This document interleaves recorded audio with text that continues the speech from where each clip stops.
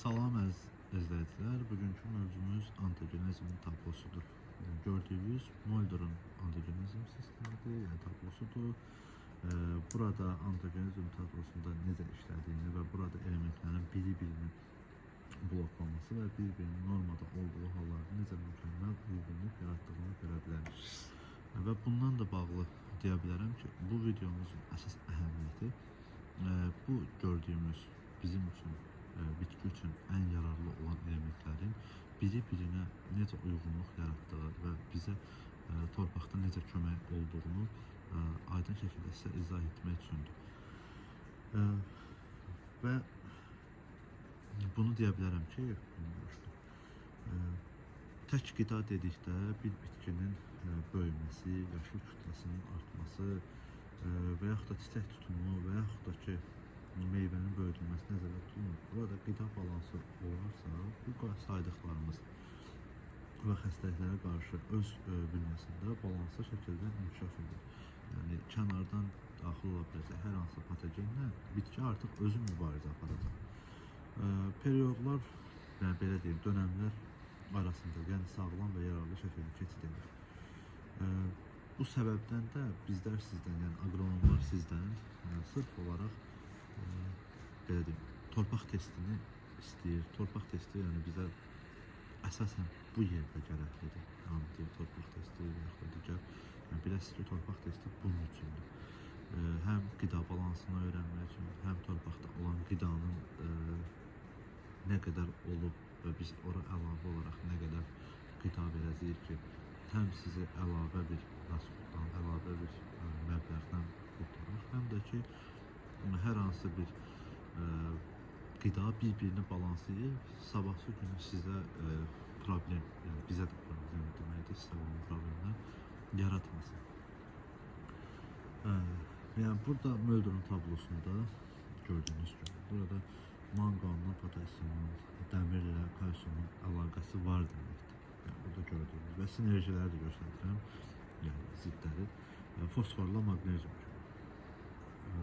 Burada yəni borla kalsium kimi, borla potasyum kimi, borla azotla kimi əlaqəsi göstərir. Yəni hətta burada onları da görə bilərik. Yəni bu əlavə gələn və daxil olan bir-birinə zidliyi göstərir və belə bu şəkildə bu tablonu görə bilərik.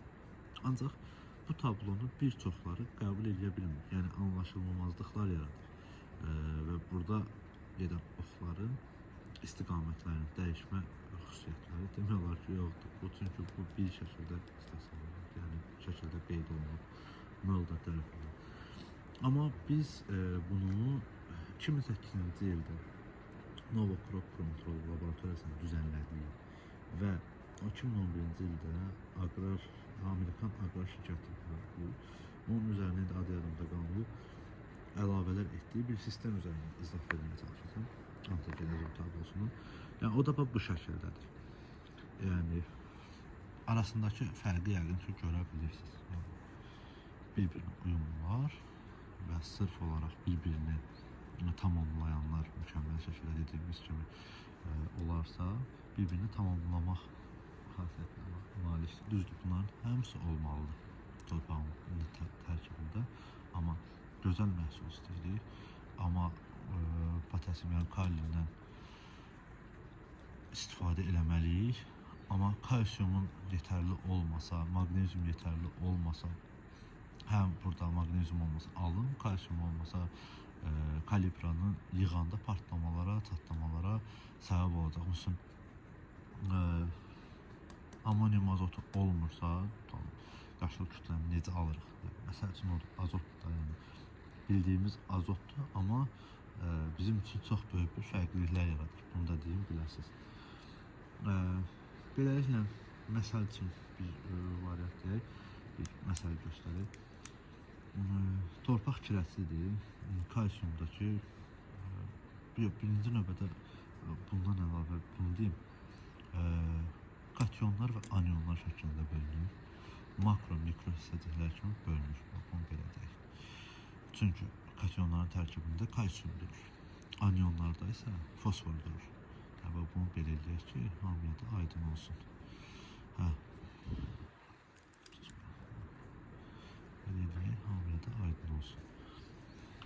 Deməli, beləliklə kirəsiz torpaqdır, kalsium yetərlidir və daha çox kalsium verməyə istəyirik, veririk.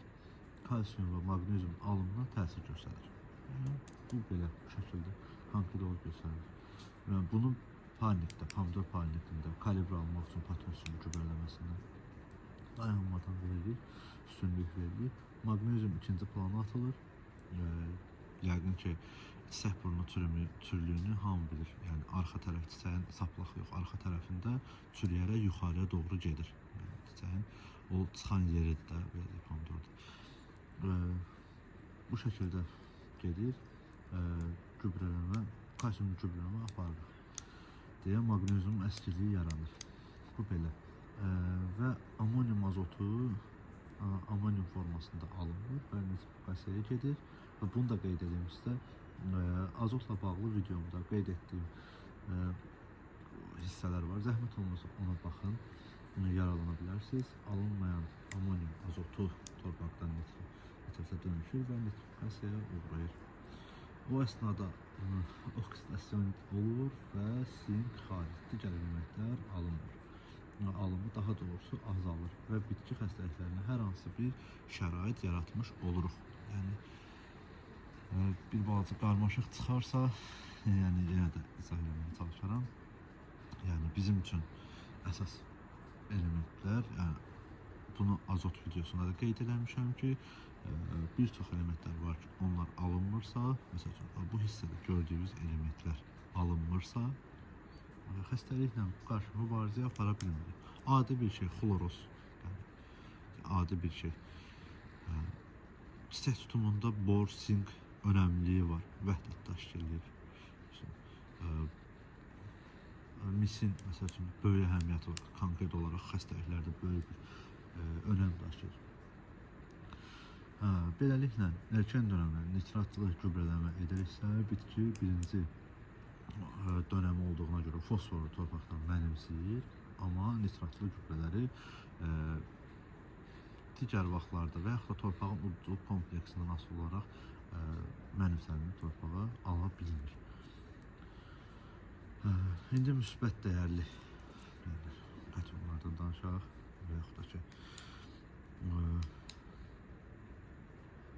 mənfi dəyərli, müsbət dəyərli hissələrdən danışaq.